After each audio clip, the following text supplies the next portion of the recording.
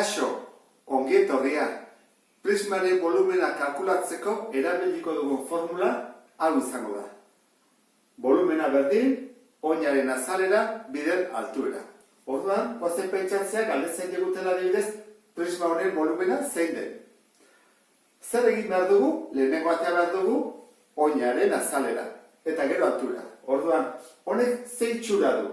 Esaten badigute, hau dela trapezio bat, lehenengo atrapezio bat atako dugu.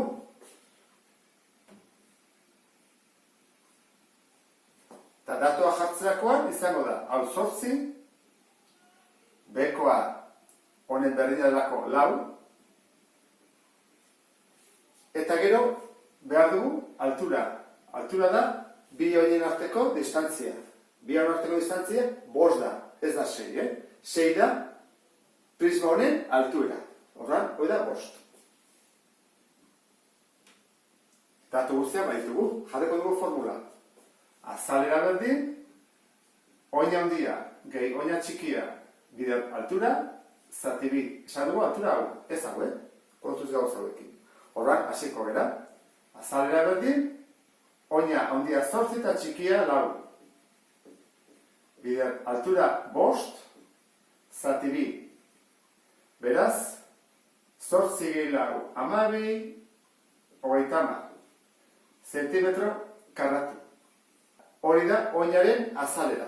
Orain beharko dugu beste formula hau jarri, eta oina badakigu zenbaren 30 zentimetro karratu, eta faltatzeko altuera. Bada prismaren altuera, 6.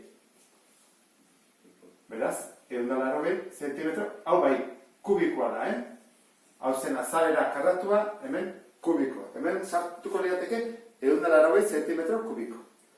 Beste prisma honetan, esaten badigute goiko azalera berdina dela, eta hau ikusten zuzat zeia da, ez da inklinatua dago, eta altura 6koa dela, zen da bere volumena?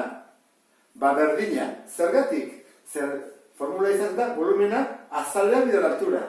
Zen da azalera berdina, ez da? Esan digute. Eta altura 6, eta horrez 6.